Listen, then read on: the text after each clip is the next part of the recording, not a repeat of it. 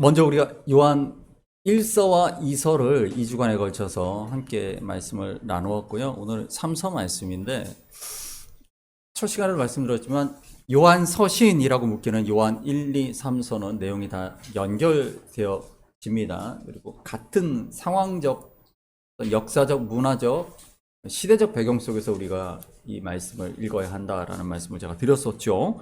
요한 2서 1장 10절 말씀 보시게 되면 요한 2서입니다. 읽어볼까요? 누구든지 그리지도 말고 인사도 하지 말라. 11절 그에게 인사하는 자는 아멘. 그렇습니다. 제가 요한 1서 말씀을 나누면서 신천지 얘기를 해드렸고, 우리가 지난주에 요한 2서 말씀을 하면서는 안상홍 증인의 말씀을 드렸어요. 특히 안상홍 증인회가 여러분들 댁에 계시면 띵동하고 벨 누르고 그렇게 찾아오죠. 네, 찾아와서 요즘은 화장실을 쓰게 해달라고 그렇게 부탁을 한다고 하는데, 잠깐 집에 좀 들여보내달라고, 어떻게든 집에 들어가기만 하면 자신들의 교리를 전할 수 있다 이라는 것이죠. 우리 지난 시간에 우리 전베드로 선교사님 말씀 중에 신천지 사람들을 일부러 만나서 몇 시간씩 말씀하시는 내용이 나오는데, 그건 여러분 우리 전베드로 선교사님이 본인이 그런 소명이 있기 때문에 하시는 겁니다. 여러분들은 그렇게 하시면 안 됩니다. 네. 오늘 말씀에 있죠. 네. 이단들에게는 상종하지 말라라고 말합니다. 그 사람들을 만나서 구원해야 되는 거 아닙니까? 여러분들이 만나서 대화한다 그래서 구원되지 않습니다. 네. 저도 이단들과 수없이 많이 대적도 해봤고 토론도 해봤고, 어떤 교회에 있을 때는 몇 가정을 내보내기 위해서 거의 전쟁을 치렀던 적도 있어요. 성경이 시키는 대로 하셔야 됩니다. 이단는 거는 상종도 하지 말라라고 말하죠. 왜 이런 얘기를 할까요? 당시에 요한 사도가 이런 이야기들을 가지고 교회들에게 신신당부를 할 수밖에 없었던 이유가 바로 그런 수많은 이단들이, 거짓 교사들이 교회를 혼탁하게 만들고 분열시키고 많은 이들을 구원의 자리에서 이단의 게임에 빠지게 했다라는 것을 우리가 알 수 있다라는 것이죠. 그리고 그들과 대화하는 게 뭐라고 말합니까? 그들의 일을 돕는 것이다라고 아주 단호하게 이야기합니다. 여러분 말씀을 따르시길 바랍니다. 오늘 요한 3서 1장 8절 말씀 보시게 되면,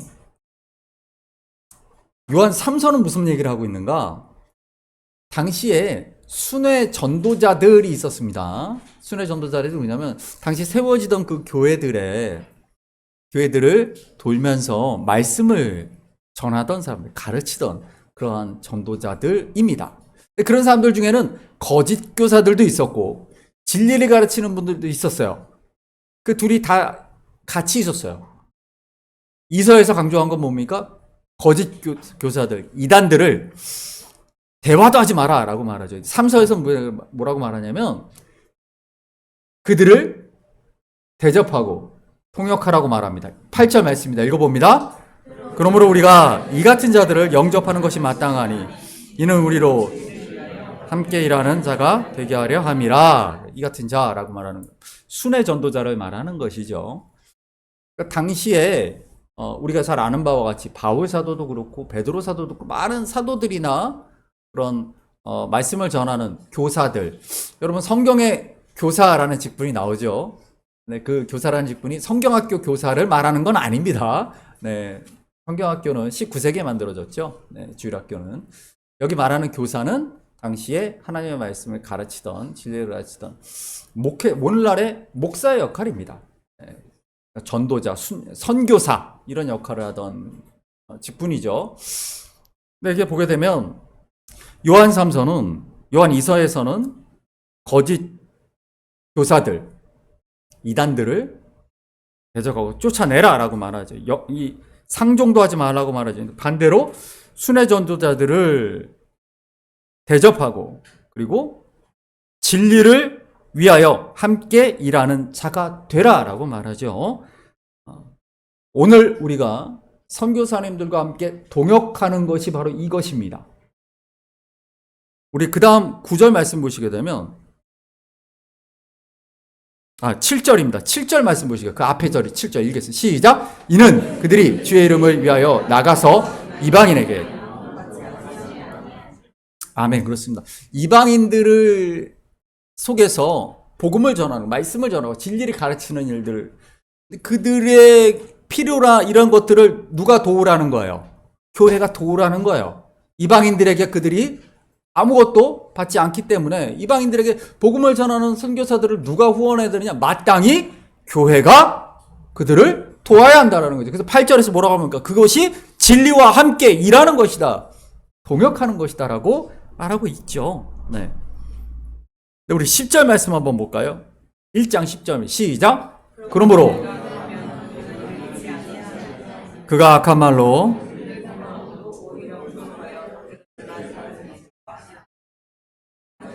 금하여 교회에서 내쫓는 요한 사도가 이 요한 3서를 쓴 목적이 여기 나오죠. 뭡니까? 순회 전도자들을, 말씀 진리를 전하는 자들을 교회가 잘 대접하고 도와야 되는데, 동역해야 되는데 오히려 그들을 쫓아내고 그들을 맞아들이려고 하는 성도들도 쫓아내는 일이 있다. 교회 9절에 볼까요? 9절입니다. 내가 이 앞에 있는 걸 볼게요. 시작. 내가 그 교회에 편지를 써 보냈습니다. 그러나 그들 가운데에서 으뜸이 되기를 좋아하는 디오드레베는 우리를 네, 그렇습니다. 이게 교회에 문제가 있는 거예요. 교회에 이름을 직접 거론한 디오드레베, 이 사람은 교회에서 자기가 으뜸이 되려고 했던 사람입니다. 교회에서 자기가 가장 강한 영향력을 끼치는 자가 되고 싶었기 때문에 외부인들이 들어와서 자기의 영향력을, 자기의 위치를 흔드는 것을 원하지 않았다라는 것이죠. 잠언 16장 18절 말씀에 교만은 패망의 선봉이요 거만한 마음은 넘어짐의 앞잡이다. 그죠? 네. 으뜸이 되기를 좋아했다. 이 말이 바로 그 얘기입니다. 그 교만한 마음이, 그 거만함이, 내가 이 교회에서 목소리 큰 사람, 내가 영향력을 발휘하는 사람, 내가 생각하는 대로 교회가 움직이는 사람, 그런 사람이 나다라고 생각했던 디오드레베이죠. 그런 문제를 지적하는 겁니다. 그래서 요한 사도가 10절에 보면 그렇게 얘기를 하잖아요. 내가 가면 그 행한 일을 잊지 않겠다. 내가 지금 멀리 있어서 편지를 쓰지만 내가 가면 반드시 이걸 내가 바로 잡겠다라는 그런 강한 의지를 보여주고 있는 거죠. 그 교회에 이단들이 횡행하고 영지주의라든가 뭐 이런 도케티즘, 가연설이라든가 이런 이단들뿐만 아니라 교회 안에서 교회의 주인이 되려고 하는 인간들, 그런 중직자들, 목회자들, 이런 사람들이 교회에 문제를 일으키고 있는 것도 또한 여기서 볼 수가 있어요. 2000년 전이나 지금이나 크게 다르지 않습니다. 바로 이런 것 때문에 지금 편지를 쓰게 된 것이죠. 우리 5절 말씀 볼까요? 5절입니다. 시작. 5절 시작. 사랑하는 자여, 신실한 입입니다. 아까 나왔던 순회 전도자들에 대한 얘기죠. 6절입니다. 그들은 승언하였습니다. 그들을 잘 살펴서, 지금 이 칭찬받는 사람이 누군가? 1절을 보시면 나옵니다. 1절입니다. 시작. 장로인 나는 가이오. 아멘. 이 가이오라는 사람, 지금 편지를 받고 있는 이 교회의 리더겠죠. 장로일 수도 있겠고. 근데 이 가이오가 뭘 했다라고 말합니까? 그 형제들, 즉 나그네 된 순회 전도자들을 잘 돕고 사랑을 베풀고 환대하였던 일. 그렇죠? 그래서 그런 사람이 또 있습니다. 12절 말씀이에요. 12절 우리 세 번역으로 한번 볼게요. 시작. 데메드리오는 좋은 평을 받았고 또 바로 그 진실한 삶으로 그러한 평을 우리도 또한 그렇게 평합니다. 그대는 아멘. 그렇습니다. 가이오와 데메드리오. 이 두 사람이죠. 우리가 아까 보았던 안 좋은 이름도 있었어요. 디오드레베. 그리고 데메드리오나 가이오는 그 반대에 있던 사람들이죠. 그 이야기를 하고 있는 것입니다. 데메드리오는 사도 요한이 거기에 교회로서 성도로서 옳은 행동을 했고 마땅히 칭찬받는 모범이 되어야 한다라는 것이죠. 우리가 여기까지 살펴보게 되면 요한 1서, 2서, 3서의 주제를 우리는 한눈에 볼 수가 있어요. 그리고 그때 상황이 어땠다는 것도 우리는 알 수가 있어요. 요한 사도는 이 요한 서신, 요한 3서 이후에 요한 계시록 이 중간에 어떤 일을 겪게 됩니까? 교회 전승에 따르면 그 수많은 핍박으로 인하여서 끓는 기름 가마에 들어갔다가 가마솥이 엎어져서 죽지는 않지만 온몸에 화상을 입은 채로 반모섬에 당시 큰 채석장이 있었어요. 거기에 죄인들이 유배되게 되면 돌 깨는 일을 죽을 때까지 하다가 거기서 죽는 겁니다.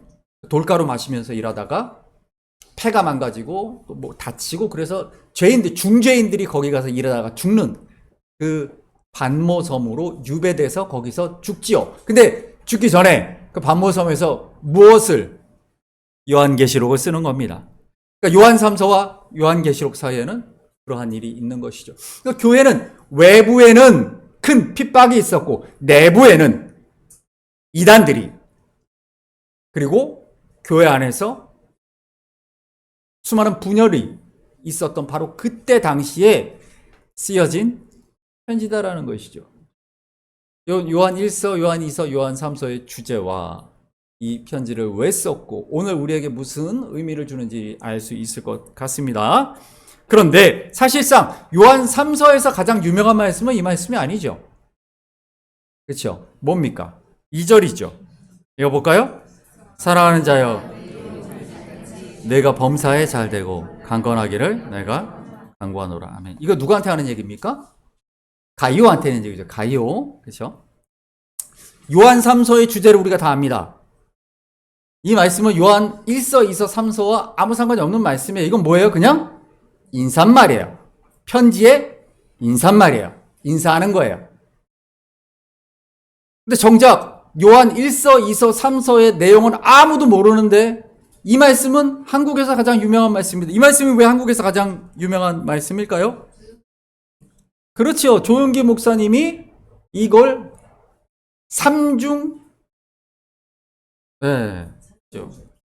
옛날에는 그걸 삼박자 축복이라 그랬어. 지금은 삼중 축복이라 그러죠. 영혼이 잘 되고 건강하고 물질 축복받는 거. 그게 삼중 축복이다. 이렇게 해서 이 말씀을 통해서 여의도 순복음교회가 그렇게 부응했죠. 네. 여러분 그 다음 사진 한번 보여주시게 되면 조영기 목사님이죠. 그 옆에 계신 분이 누구냐? 로버트 슐러 목사님입니다. 아십니까? 굉장히 유명한 분입니다.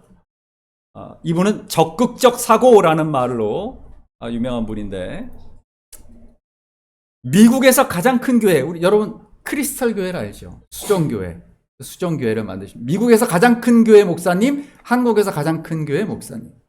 그 다음 보여주십시오. 네, 원래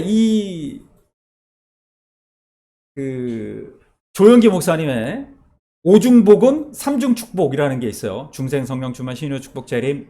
이게 어디서 나온 거냐면 요 성결교회의 4대 복음이 있어요. 원래 4중복음이라고 하는데 중생, 성결, 신유, 재림 요겁니다.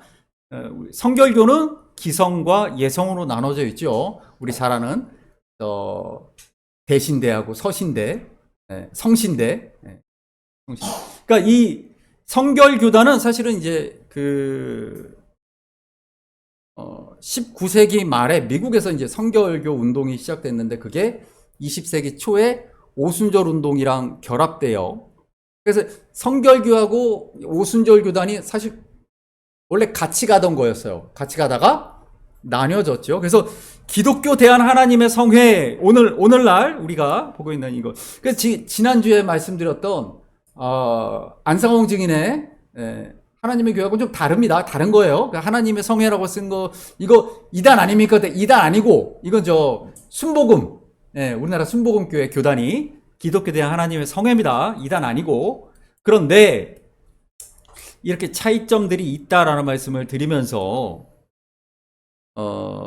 원래는 이 사중복음에다가 성결을 빼고, 그러니까 성결교회 그 성결은 뭐냐면, 청교도 영향을 받은 거예요. 그래서 청결한 삶, 그것이 중요한 교단이에요. 성결교는 거의 한국에서 거의 자생하다시피 한 교단이다 생각하시면 됩니다. 그런데 이 성결을 빼고 우리 조은기 목사님 뭘 넣으셨냐면 성령 충만하고 축복을 넣으신 거예요. 그래서 오중 축복이 된 겁니다. 그리고 삼중 축복, 오중 복음이 됐고요. 그리고 삼중 축복, 영혼이 잘 되고 일이 잘 되고 강건하게 된다. 이걸 강조하시게 됐어요. 그런데 이게 뭐하고 잘 맞았냐면 당시에 그 다음 보여주십시오. 네, 우리 어른들 잘 아시는 거 이게 뭡니까? 새벽 종이. 우리 자녀들이 도대체 이게 무슨 일인가? 네, 이게 무슨 일인가? 1971년부터 새마을운동이 전국적으로 일어나게 되었죠. 범국민적 지역사회 개발운동입니다. 네, 정확한 명칭은 새마을운동의 모토는 두 개입니다. 첫 번째 뭡니까? 하면 된다. 두 번째 잘 살아보세. 네, 여러분 우리 자녀들은 이게 뭔 얘기인가? 무슨 운동인가? 하겠지만 어른들은 다 알아요. 이 새마을운동이 전 국민 전체가 희망과 긍정적 사고방식을 갖자, 우리도 잘 살 수 있다 하면 된다, 이걸 강조하는 거였어요. 이게 뭐하고 맞느냐? 네, 순복음교회 우리 조은기 목사님의 삼중 축복, 로버트 슐러 목사님의 긍정적 사고방식, 믿으면 된다, 할 수 있다 하시는 나의 능력 주 하나님, 기도한 대로 이루어진다, 믿는 대로 이루어진다 하면 된다, 이게 맞은 거예요.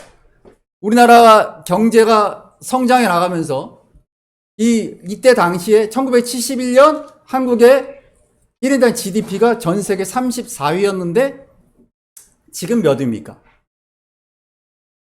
김영삼 대통령 때 세계 11위를 찍었어요. 이게 21년 문재인 대통령까지가 11위입니다. 중간에 잠깐 IMF 때문에 흔들렸지만 계속 11위를 유지하다가 현재는 14위입니다. 네. 2년 사이에 조금 내려왔어요. 현재 14위입니다. 그래도 대단하죠. 34위에서 14위까지 이 새마을운동과 긍정적 사고방식으로 놀랍지요. 이렇게 나라가 발전했습니다. 그 발전과 함께 한국 교회가 커졌어요. 모든 교회에서 할 수 있다, 할 수 있다 하면 된다 외치면서 교회가 성장을 해왔습니다.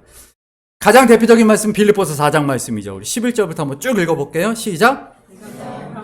하라는 것이 아니니라 어떤 형편이든지 나는 자족하기를, 나는 비천에 처할 줄도 알고 풍부에 처할 줄도 알아. 모든 일 곧 배부름과 배고픔과 풍부와 궁핍에도 처할 줄 아는 일체의 비결을 배웠노라. 내게 능력 주시는 자 안에서 내가 모든 것을 할 수 있느니라. 그러나 너희가 내 괴로움에 함께 참여했으니 잘하였도다.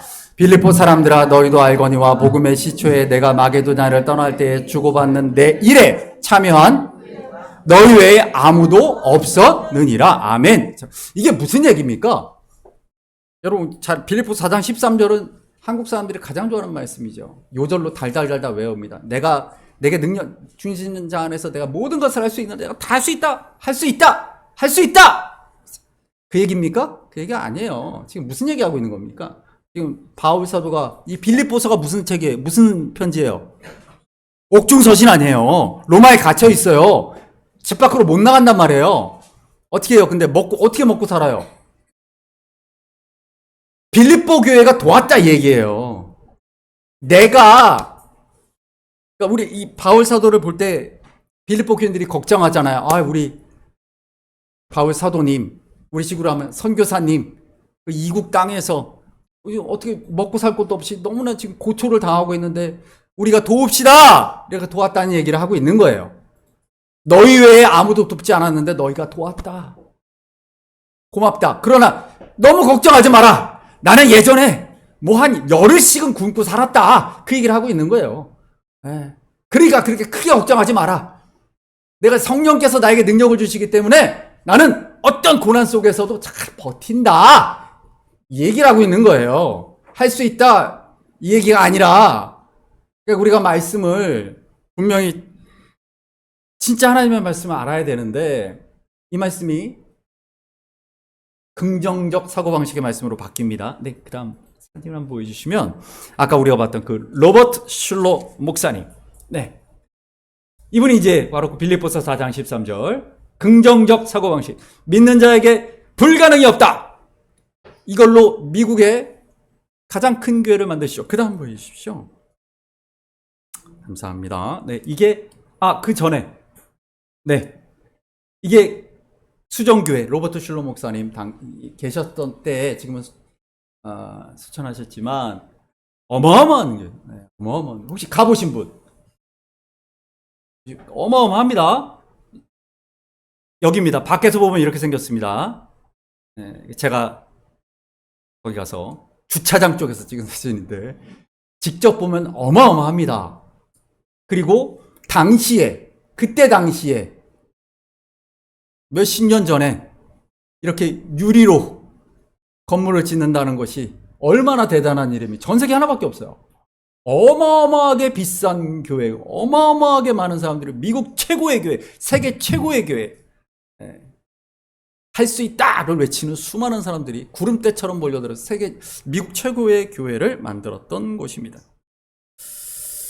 지금은 제가 방문했을 때는 부도가 나서 가톨릭으로 넘어갔습니다. 지금은 성당입니다. 성당이 됐어요. 그 다음, 그 길을 똑같이 따라 하시는 분이 있습니다. 네. 긍정적 사고방식, 그거를 똑같이 따라 하시는 분이죠. 이분이 조엘 오스틴 목사님입니다. 여기는 텍사스 휴스턴에 있는 레이크우드 교회입니다. 한 번에 2만 명 이상이 예배 드릴 수 있는 곳이죠. 우리나라에서 베스트셀러입니다. 한국인이 가장 많이 산 책이죠. 긍정의 힘, 믿는 대로 된다. 믿음으로 산다. 이분께 아니에요. 그러니까 제가 보여드리는 거예요. 이분 원래 원조가 아닙니다. 원조가 그 로버트 슐러 목사님이고 조용기 목사님에서 지금 여기까지 온 겁니다. 그 본당에 가서 사진을 찍으면 이렇게 이 큰 예배당에 십자가가 하나도 없어요. 십자가를 설교하지 않습니다. 대신 황금으로 만들어진 거대한 지구본이 있죠. 요거는 그 1층 로비에서 제가 찍은 사진입니다. 네. 여기에 왔다 간다 라는 기념사진을 제가 찍은 건데 거대한 물질 숭배의 황금 송아지를 본 것 같은 느낌이 들었습니다. 저기 수만 명이 모여서 예배를 드리는데 똑같은 얘기를 합니다. 믿는 대로 됩니다. 여러분 복 주실 것입니다. 십자가는 없어요. 예수 그리스도의 십자가나 그분이 우리에게 주신 소명이나 내가 감당해야 될 십자가의 길 같은 건 설교하지 않습니다. 그런 얘기는 없어요. 그런 얘기는 사람들이 듣고 싶어 하지 않기 때문에 그렇습니다. 조엘 오스틴 목사님의 집이 있습니다. 어마어마하죠? 수백억짜리 대저택인데 당신은 왜 이리 큰 저택에서 삽니까? 당신은 왜 그 어마어마한 재산을 가지고 있습니까? 그러면 조엘 오스틴 목사님이 이렇게 말씀하십니다. 당신도 나처럼 이런 집에 살 수 있습니다. 하나님이 복 주시면 그걸 믿고 기도하세요. 기도가 부족한 거예요. 당신이 기도가 부족하기 때문에 이런 집에 못 사는 겁니다라고 그렇게 말합니다. 복을 못 받고 기도 응답 못 받는 것은 정성이 부족하기 때문이다. 그런데 안타깝게도 디모데전서 6장 10절 말씀 보면 읽어볼까요? 돈을 사랑함이 일만하게 뿌리가 되나니 이것을 탐내는 자들은 미혹을 받아 믿음에서 떠나 많은 근심으로서 자기를 찔렀도다. 아멘. 미국 최대의 교회를 만든 로버트 슐러 목사님 아들에게 세습했습니다. 근데 2년 만에 그 딸이 아들을 쫓아내고 자기가 담임 목사가 됩니다. 나중에 둘 다 횡령과 탈세로 감옥에 갔습니다. 교회는 부도가 났고 가톨릭으로 넘어갔습니다. 풍비박산 났죠. 한국의 최대 교회, 여의도 순복음교회 조영기 목사님, 그 아들들은 횡령과 탈세로 역시 감옥에 갔습니다. 참 안타까운 것은 하나님을 복을 주는 분으로 그렇게 믿고 복만을 구해온 그 삶의 종착점이 어떻게 보니까 구약의 이스라엘 백성들이 걸었던 길과 같았다라는 것이죠. 그 다음 말씀도 한번 볼까요? 마태복음 6장 24절입니다. 한 사람이 호기를 미워하고 호기를 중히 여기고 저를 경히 여김이라. 너희가 아멘. 하나님이 우리에게 물질을 주시는 이유는 뭡니까? 우리 아까 바울 사도가 뭐라 그래요? 빌립보 교회인들에게. 그렇죠. 너 나의 이 어려운 사역에 동참한 건 너희밖에 없더라. 그렇죠? 우리에게 주시는 물질을 주시는 이유가 뭐예요? 축복 주시는 이유가 주의 일을 하라고, 섬기라고, 동역하라고 주시는 거죠. 그래서 빌립보 교회 교인들이 칭찬을 받는 거죠. 우리 말씀을 읽어볼까요? 이 에베소서 2장 8절 말씀이에요. 8절 시작. 너희는 그 은혜에 의하여 믿음으로 말미암아 구원을 너희에게서 난 것이 아니요 선물이라 그랬습니다. 믿음이 부족해. 여러분, 믿음은 내가 만드는 게 아니에요. 믿음은 하나님이 주시는 거예요. 하나님의 선물이에요. 그러니까 여러분, 우리 지호가 아빠한테 아빠는 왜 나에게 선물을, 내가 원하는 선물을 주지 않느냐고 말할 수는 없어요. 그건 이미 선물이 아니니까. 그렇죠? 선물은 주는 사람 마음대로예요. 주는 사람이 생각대로 주는 거예요. 지호가 아이폰 최신형을 갖고 싶지만, 그러나 아빠는 그거를 고등학교에 올라가면 선물해 줘야지 라고 생각하시고 계시죠. 잘 모르겠어요. 저는 아무튼 그럼 아무도 몰라요. 여기에 가장 중요한 점이 뭐예요? 그 계획은 아빠만 알고 있단 말이에요. 네. 하나님이 우리에게 어떤 선물을 주시는가는 하나님이 그분의 계획 가운데. 우리 그 다음 말씀을 한번 보여주십시오. 믿음은 무엇인가? 요한계시록 14장 12절입니다. 시작. 성도들의 인내가 그들은 하나님의 계명과 지키는, 믿음은 우리가 믿음에 대해서 할 수 있는 건 지키는 거예요. 하나님은 주시고 우리는 그것을 지키는 거예요. 지키는 거. 믿음을 막 키우고 막 이래서 막 대단한 믿음을 만들고 이러는 게 아니에요. 겨자씨만한 믿음만 있어도 저 산을 들어서 이쪽으로 옮길 수 있다 그러잖아요. 믿음은 크기가 중요한 게 아니에요. 주신 믿음을 내가 지키느냐 못 지키느냐의 문제죠. 우리 제가 시간이 안 될 것 같아서 이걸 할까 말까를 굉장히 고민을 했는데 일단 넣었는데, 근데 왜 우리가 자꾸 그런 식의 믿음을 가지게 될까? 그거는 이런 거예요. 우리 사회, 이 사회를 살아가는 우리의 의식 뿌리 깊이 박힌 역사적, 사회적, 문화적 그런 영향 때문이다라는 것이죠. 여러분, 제가 다른 종교들 얘기를 잠깐씩 말씀을 드렸지만 오늘은 무속 얘기를 잠깐 할게요. 예, 이거 여러분 잘 익숙하시죠? 예, 이거 많이 보시던 거 아닙니까? 이게 음양오행 아닙니까? 그렇죠? 음양오행. 오방색. 우리나라 무속의 핵심은 오방색이죠, 오방색.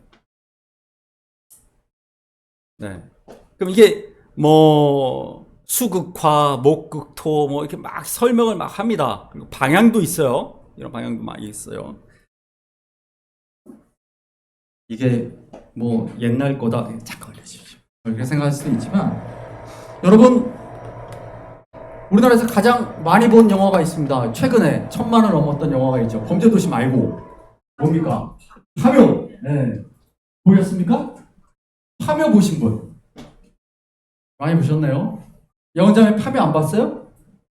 아, 그래요? 20대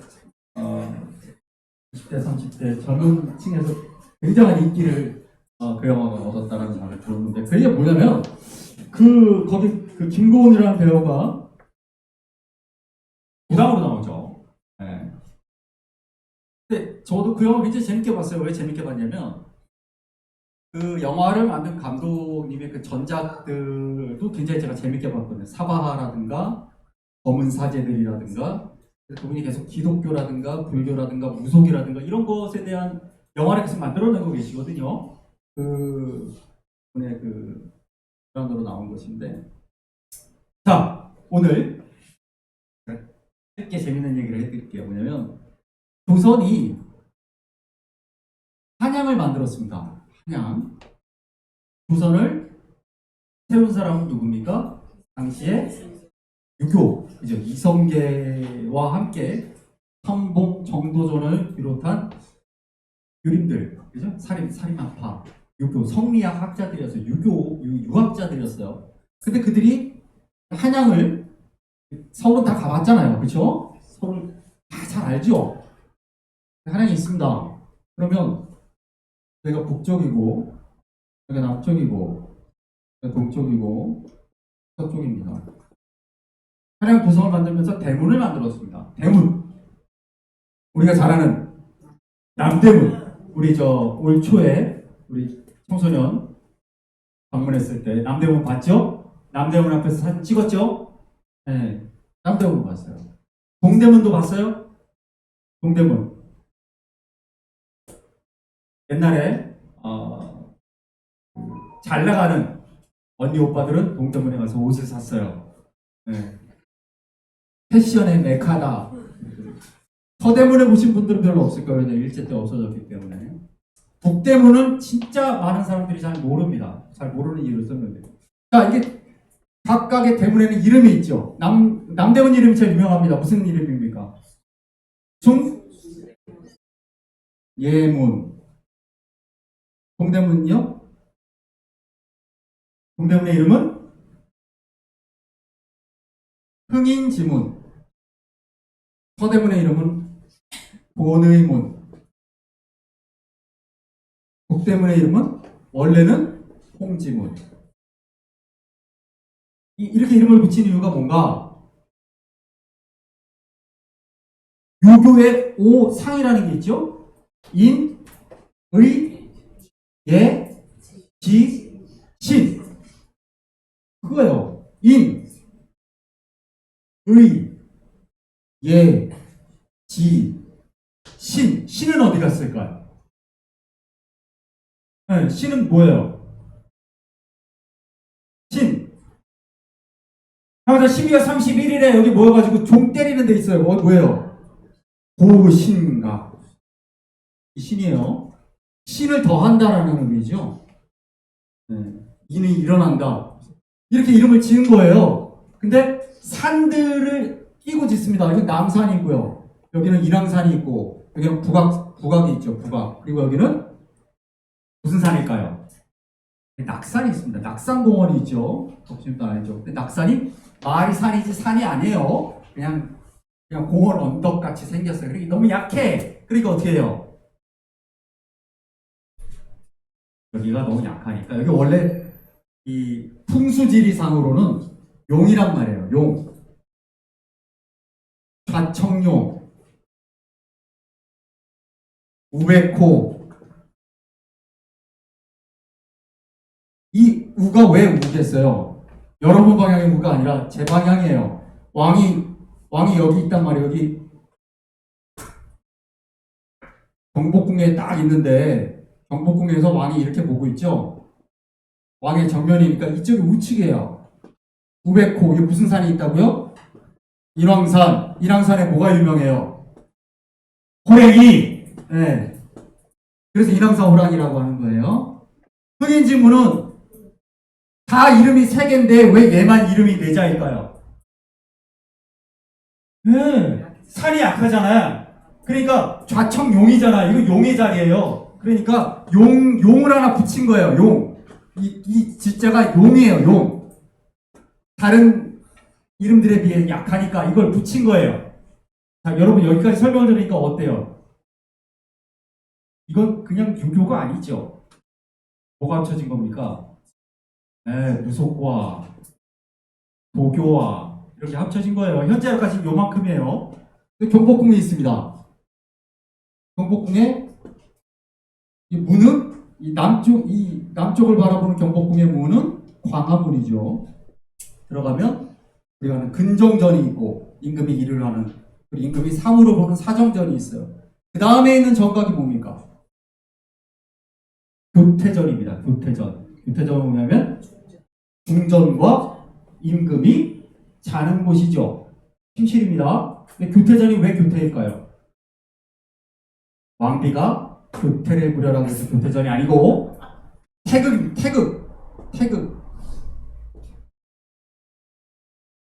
음과 양이 하나가 돼야 온전한 하나다 라고 믿는 거죠. 그게 뭐예요? 도교죠, 도교.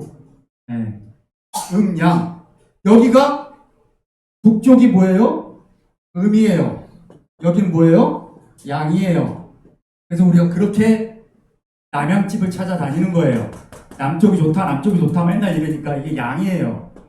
그러면 양이니까 이게, 여러분 우리 태극기가 색깔이 다 이겁니다. 자, 우리 태극기의 색깔이 다 이 색깔이에요. 여기 나오는 색깔들입니다. 그러니까 우리 태극이라는 것 자체가 도교 거죠. 그래서 하늘은 양이고 땅은 음이에요. 이 교태전이라는 이 교태전의 태극이 뭐냐면 왕은 양이고 왕비는 음이에요. 여자는 땅이고 남자는 하늘이다. 근데 그게 여러분 옛날에 이순재 씨가 대발의 아버지로 나온 드라마가 뭐죠? 사랑이 뭐길래. 네, 거기 보면 남자는 하늘인데 이렇게 얘기를 하죠. 남자가 하늘이고 여자는 땅이다가 남자가 하나보다 위다라는 얘기가 아니에요. 이 동양 사상에 의하면 양과 음이 하나가 같은 거예요. 같은 거. 그래서 태극이에요. 근데 이게 유교가 더해지니까 남존여비가 붙으면서 하늘이 높은 것이 된 것 뿐이에요. 근데 원래는 그렇지 않아요. 그렇지 않습니다. 그래서 아까 제가 청색, 그 좌쪽은 청색이고 북쪽은 무슨 색이에요? 좌청룡 우백호 북주작. 북현무 남주작. 네. 여기 옛날에 태왕사신기 그 드라마 보셨습니까? 네, 연사마 나오는 거. 네, 거기 주작이 막 날아가잖아요. 주자는 이거 무슨 주자예요? 붉은색이죠. 빨간색. 여기는 검은색. 하늘 천따지 검을 요로하. 이게 무슨 뜻입니까? 하늘은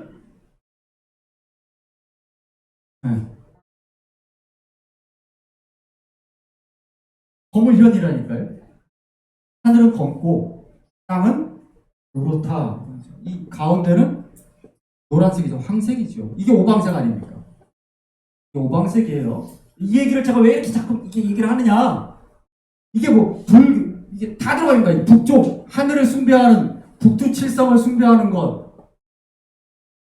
옛날에 반짝지고 저승길 간다, 이걸 뭐라고, 어디에 눕힌다 그랬습니까? 어른들이 칠성판에 눕힌다 그러잖아요. 칠성판에 눕힌다. 그 관의 밑에다가 북두칠성 새겨놓고 거기에 시신을 눕힌단 말이에요. 왜? 북쪽으로 가니까 노래 부르잖아요. 풍망산천 멀다 너니 대문 앞이 저승 일세. 야, 하잖아요. 북남산이 북쪽에 있단 말이에요. 죽은 사람이 거기가 어디예요? 저승이에요. 이 저승 개념은 어디서 왔어요? 불교 거예요. 한국 사람들의 머리에 불교, 유교, 도교, 무속, 무당 이런 게 다 짬뽕이 돼 있어요. 우리 이진 집사님이 장례문화 기독교적인 장례 문화에 대해서 굉장히 고민을 많이 하시는데, 이런 한국인의 장례 문화라는 게 이렇게 다 합쳐진 거예요. 근데 이게 끝이냐? 아니에요. 제가 얼마 전에 충격적인 유튜브 영상을 봤는데, 한국에 굉장히 유명한 여러 교회를 돌아다니면서 간증하고 다니시고 무슨 전도 집회 하시는 유명한 장로님인데, 그분이 그런 얘기를 하신 거예요. 상가집에 갔다가 귀신이 자기한테 붙었었대. 그러면서 막 얘기를 하는 거예요. 여러분, 기독교인들은 그런 얘기 엄청 많이 합니다. 귀신. 성경에 말하는 귀신과 그분이 얘기하시는 그 귀신은, 여러분, 귀신의 개념도 우리가 분명히 알아야 되는데, 오늘은 그 얘기는 아니지만 다 짬뽕이었죠. 원래 한국의 전통 귀신은 불교가 들어오기 이전에, 그 전에는 귀신 개념이 없어요. 불교가 들어온 다음에 저승 뭐 이런 얘기들이 들어왔고, 염라대왕 이런 게 들어왔고, 고려 말에 뭐가 들어왔습니까? 원나라가 통치하면서 도교가 국교로 들어왔어요. 원나라 황제가 도사들을 파견해서 우리나라 전 국민에게 도교를 알렸어요. 강씨, 부적 붙이고, 영안도사, 그 도사들, 산신령, 이게 그때 들어왔어요. 그 다음에 유교가 들어왔죠. 그 다음 순서는 유교예요. 그런 식으로 들어오면서 자꾸 합쳐졌죠. 근데 지금 우리가 귀신이라고 얘기하는 흰 수복 입고, 이게 피 흘리고, 머리 풀고, 이거 한국 귀신이 아닙니다. 일본 겁니다. 일본 거. 여러분, 장화홍련 전혀 보세요. 장화홍련이 어떻게 나타납니까? 녹색 저고리에 빨간 치마를 입은 미녀 둘이 나오는 거예요. 그게 제가 유교는 이기론 설명하면서 제사 지낼 때, 주상 제사 지난 4대 공사 막 얘기 말씀드렸잖아요. 유교는 뼈를 숭배하는 거예요. 뼈를 숭배. 그러니까 뼈가 잘 썩을 수 있게 해줘야 돼. 그래서 명당을 찾는 거예요. 명당의 가장 큰 조건이 뭡니까? 살이 잘 썩고 흙으로 잘 돌아가는 그게 좋은 땅이에요. 그래서 물기가 있거나 이러면 안 돼. 그래서 직관들이 땅을 보는 거예요. 파묘에 그런 얘기 나오죠. 근데 지금 우리나라에 들어와 있는 우리가 지금 무서운 얘기라고, 여러분들, 우리 청소년들 여기서 유튜브 영상에서 귀신 나오는 무서운 얘기들, 그거 다 한국 귀신들 아니야. 다 일본 귀신들이에요. 일본은 6세기부터 19세기, 20세기까지 불교 국가였어요. 육식 금지. 육식을 못했어. 1200년 동안. 불교 국가였거든. 근데 더 중요한 건 뭐예요? 화장을 했어. 일본은 늘 화장했던 사람들이에요. 매장 문화가 아니에요. 그래서 그 사람들은 다 귀신이 되는 거예요. 살아있는 사람도 귀신이 돼요. 사람도 귀신이 되고, 고양이도 귀신이 되고, 강아지도 귀신이 되고, 다 귀신이 되는 거예요. 나무도 귀신이 되고, 다 그렇게 되는 거예요. 그 사람들의 믿음은 그런 거예요. 근데 한국 사람들이 전통적으로 알고 있던 개념은 그게 아니죠. 기가 점점 흩어져서 사라져버리는 거예요. 그게 4대까지 안 간다. 그래서 4대 봉사 이상은 다 합사를 했단 말이에요. 뼈 숭배기 때문에 그래요. 뼈 숭배기 때문에. 그게 유교예요. 그래서 유교 제사도 화장한 분은 제사 지낼 필요가 없다라고 주장 안에 돼 있단 말이에요. 유교를 섬기는 사람들도 화장한 사람은 제사를 안 지내요. 이미 없어졌으니까 그 기가. 화장을 하면 기가 사라지는 거예요.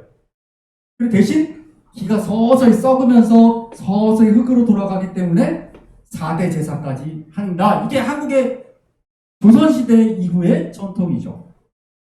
그러니까 얼마나 이런 짬뽕들이 막 이 모든 종교들이 뒤섞여 있는 상태로 기독교인들이 신앙생활을 하면 엄한 소리들을 한단 말이에요. 이 종교들이 공이 다 이야기하고 있는 게 뭡니까? 복이죠, 복. 그래서 한국인은 복을 밥그릇에도 쓰고 벽에도 붙여놓고 그런단 말이죠. 그런데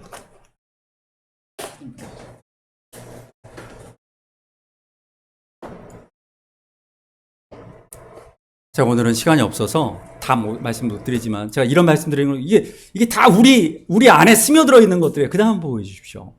네, 신과 함께 얘기를 제가 오늘 좀 하려고 했었는데 이건 나중에 하겠습니다. 네, 그 다음 넘겨주십시오. 제가 그런 얘기들이 왜 우리끼리만 있느냐? 그렇지 않아요. 여러분, 위에 우리 사역위원회에서 아주 힘들게 지도를 2층에 가시고 만들어 온 거 볼 수 있어요. 우리 튀르키예 여기 있죠. 터키 튀르키예 우리 전배드로 선교사님 김다비다 선교사님 열심히 사역하고 계십니다. 이 위에 바다가 무슨 바다입니까? 은서 무슨 바다? 터키 위에 러시아 그 유명한 흑해 함대가 있는 흑해. 그 이 아래 우리 출애굽할 때 건너갔던 이 바다, 이게 무슨 바다입니까? 출애굽할 때 이스라엘이 건너간 바다, 홍해. 여러분 퀴즈. 왜 흑해가 흑해고 홍해가 홍해일까요? 아, 그럼요. 맞습니다. 이슬람 사람들은 지중해를 백해라 그래요. 하얀 바다. 이게 왜 그럴까요? 오스만 튀르크, 이 돌궐, 이 사람들이 누굽니까? 우리 잘 알잖아요. 네, 우리나라 삼국시대부터 등장하는 사람들 아닙니까? 돌궐. 네. 그 사람들이 점점 서쪽으로 이동해서 여기서 서쪽으로 계속 이동해서 여기에 자리 잡은 거예요. 그래서 북쪽은 검은색, 흑해가 된 거고, 이 개념입니다. 그러면 동쪽은 뭐겠어요? 동쪽은 청색. 근데 청색엔 바다가 없잖아요. 우리 여러분 신호등에 은혁아, 신호등에 빨간불 위가 무슨 불이야? 파란불이야? 초록불이야? 어? 초록불이야? 여러분 왜 파란불이라 그러십니까? 근데 초록불을? 우리 김재웅 전사님이 입은 옷이 저게 파란색이잖아요. 근데 왜 그걸 초록불이라고 부르느냐? 원래 녹색 개구리를 우리는 녹개구리라고 안 부르고 청개구리라고 부르죠. 청자 자체가 푸를 청자예요. 푸를 청은 풀색이라는 뜻에서 나온 겁니다. 다음 보여주십시오. 네, 이 얘기를 드리려고 그랬어요. 이슬람이 왜 녹색이 성스러운 색인가? 그 설명 드리려고 했던 겁니다. 동쪽은 무슨 색? 청색, 풀색. 이 돌궐, 이 튀르키예 사람들이 출발했던 이 동쪽 초원지대. 예. 거기가 그들의 가장 이상적인 곳이에요. 그래서 이슬람 사람들이 왜 국기고 그렇고 온통 녹색이에요. 이슬람교는. 왜 그러냐? 그들은 동쪽이 성스러운 곳이기 때문에 그런 거예요. 그래서 녹색입니다. 이 말씀 드리는 게 뭐냐면 우리만 그런 게 아니에요. 우리를 둘러싼 모든 문화들 간에 이런 것들이 동서양의 교류와 이런 걸 통해 다 녹아 있어요. 다 녹아 있어요. 여러분 거룩하다라는 건 뭐냐면 구별해내는 거예요. 구별해내는 거. 우리 안에 들어온 우리를 혼탁하게 하는 그 바벨론, 바알적인 것들이 무엇이 있는지를 다 구별해내야 우리가 바른 말씀을 알 수가 있어요. 고린도후서 5장 15절 말씀 보시면 읽어보겠습니다. 시작. 그가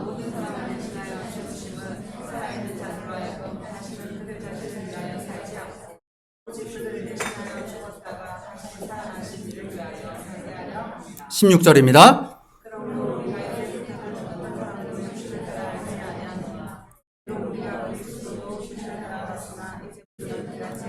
계속 읽겠습니다. 17절. 그런즉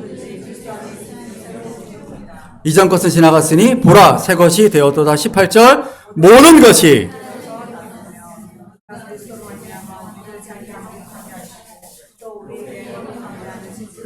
19절. 곧 하나님께서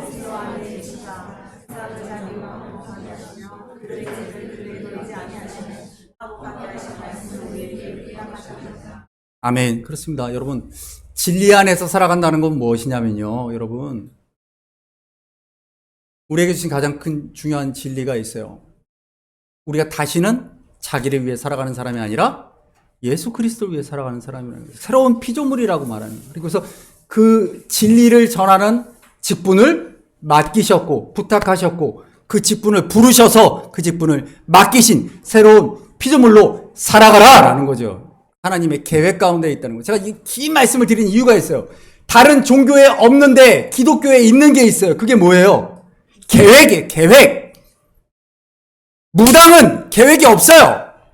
귀신은 계획이 없어요. 그러니까 재물 갖다 바치고 비나이다 하면 내 뜻대로 귀신이 들어줘요. 기독교는, 하나님은 당신의 계획을 가지고 창세부터 지금까지 경륜과 섭리 속에 역사를 운행하신 분이에요. 우리의 삶도 하나님의 계획 안에 있어요. 내가 바꾸고 싶다고 바꿀 수 있는 게 아니에요. 하나님의 역사는 우리가 요한계시록도 말씀 나누겠지만 하나님의 계획 가운데 있어요. 신의 뜻을 바꾸려고 하는 게 다른 종교예요. 바꿀 수 있다는 거예요. 열심히 하면 지성이면 감천이니까 바꿀 수 있다는 거예요. 기독교는 아니에요. 여러분 우리 예레미야 쭉 봤잖아요. 이번 주에. 그죠? 하나님의 계획은 아무도 못 바꾼다니까요. 성도는 그 계획을 알고 그 계획을 순종하는 사람이에요. 그 계획에 쓰임받는 사람이에요. 그게 성경의 이야기예요. 근데 왜 자꾸 성경의 메시지를 왜곡해서 저런 무당들이 하는 얘기처럼 열심히 네 능력대로 네가 열심히 정성을 다해서 하면 된다. 할 수 있다. 열심히 해라. 기도의 분량을 채워라. 그럼 이루어진다. 아니에요. 그럼 무당이라니까요. 우리가 그건 세상 사람들이 갖고 있는 생각이에요. 적극적 사고방식 그런 게 아니에요. 우리는 하나님의 계획을 알아가는 사람입니다. 제가 주원교회 강단에서 첫 설교가 사명에 대한 설교였고요. 우리 창세기 1066 우리가 쭉 창세기를 말씀 봤죠. 첫 설교가 창세기를 했었던 그 첫 설교가 하나님의 계획이었습니다. 하나님의 계획. 지금 우리가 1년 넘는 동안에 우리의 주신 소명과 계획이라는 주제를 가지고 함께 말씀드립니다. 왜냐하면 성경은 그 얘기밖에 없기 때문에. 사랑하는 성도 여러분, 오늘 긴 설교를 용서해 주시고, 이게 너무 중요해서 그래요. 너무 중요해요. 여러분, 세상 사람들과 같은 가치관을 가지면 안 됩니다. 세상 사람들이 갖고 있는 자기중심적인 사고를 버리고 오직 성령이 함께 하시는 진리 안에서 우리가 말씀 안에서 오늘 느헤미야 말씀을 다룰 시간이 없지만 느헤미야 8장의 말씀 뭡니까? 하나님 말씀 듣지 않다가 나라가 망하고 포로로 끌려가서 70년 넘게 포로 생활하다가 돌아와서 무너진 예루살렘 성벽 짓고 그 다음에 남녀노소 다 하나님 말씀 앞에 섰잖아요. 오늘 느헤미야 8장 얘기가 그 얘기예요. 다 엎드린 이제 하나님 말씀을 하나님 말씀을 알아가며 살아가겠습니다. 하나님 말씀 앞에서 경외함으로, 겸비함으로, 겸손함으로 살겠습니다. 하나님 말씀 왜곡해서 내 마음대로, 인간 욕심대로 그렇게 보지 않고 하나님 주신 말씀 그대로, 하나님이 우리에게 주신 그 말씀 그대로 경외함으로, 겸비함으로, 겸손함으로 하나님 말씀 앞에 서겠습니다라는 그 고백이 느헤미야 8장의 고백입니다. 사랑하는 성도 여러분, 우리가 그러한 마음으로 말씀 안에서 살아가시는 저와 여러분 되시간지를 소망합니다. 함께 찬양할게요. 여러분 가지고 계신 주보 안에 말씀 앞에서 찬양하겠습니다.